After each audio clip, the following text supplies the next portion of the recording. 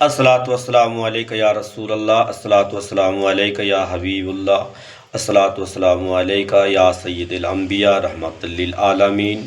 তরিকায়ে মোহাম্মদী channel হইতে সমস্ত মুসলমান ভাইদের আমার তরফ হইতে আন্তরিক শুভেচ্ছা।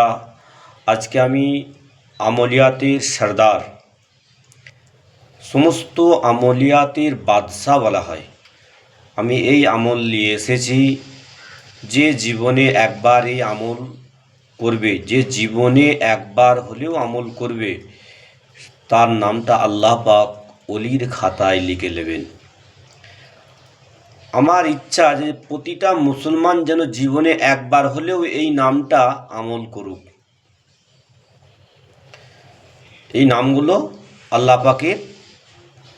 পাকের 99 নাম, রসুল পাকের 99 নাম আমল করতে হবে। আমলের নিয়মটা কি? আমলের নিয়মটা হচ্ছে যে 40 দিনের মধ্যে প্রতিদিন আল্লাহ পাকের 5টা নাম 1000 বার করে পড়তে হবে। যেমন ইয়া আল্লাহ, এটা 1000 বার। ইয়া রহমানু এটা 1000 বার। ইয়া রহিমু এটা 1000 বার। ইয়া মালিকু এটা 1000 বার। ইয়া কুদ্দুসু এটা 1000 বার। এরকম প্রতিদিন আল্লাহ পাকের 5টা করে সিফাতি নাম 1000 বার করে পড়তে হবে। তাহলে প্রতিদিন 5টা করে নাম যদি 1000 বার করে পড়া হয়, তাহলে 20 দিনে আল্লাহ পাকের 99 নাম 1000 বার করে পড়া হয়ে যাবে। আর 20 দিনে নবী পাকের 99 নাম 1000 বার করে পড়া হয়ে যাবে। তাহলে 40 দিনে আল্লাহ ও আল্লাহ রসুলের 99 নাম 1000 বার করে পড়া হয়ে যাবে। যে জীবনে একবার হলেও এই আমল করবে, আল্লাহ পাক তার নামটা ওলির খাতায় অবশ্যই লিখবেন, আর তার মওত ঈমানের সাথে হবে ইনশাআল্লাহ। আর এই আমলের নিয়ম হচ্ছে ইশার নামাজের পরে আমল করবে।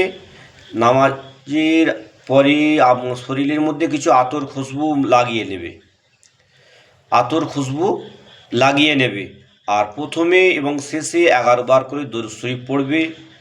আর আম ও খাস সমস্ত মুসলমানের জন্য আমি ইজাজত দিলাম, সিলসিলায় কাদরিয়া এবং চিস্তিয়ার তরফ হইতে, দরবারে আলিয়া দরবার শরীফের তরফ হইতে, কাদরিয়া দরবার শরীফ তরফ হইতে আমি ইজাজত দিলাম। আম ও খাস প্রত্যেক মানুষের জন্য ইজাজত রইল, জীবনে হলেও একবার এই আমল করে দুনিয়া থেকে যাবার চেষ্টা করবেন।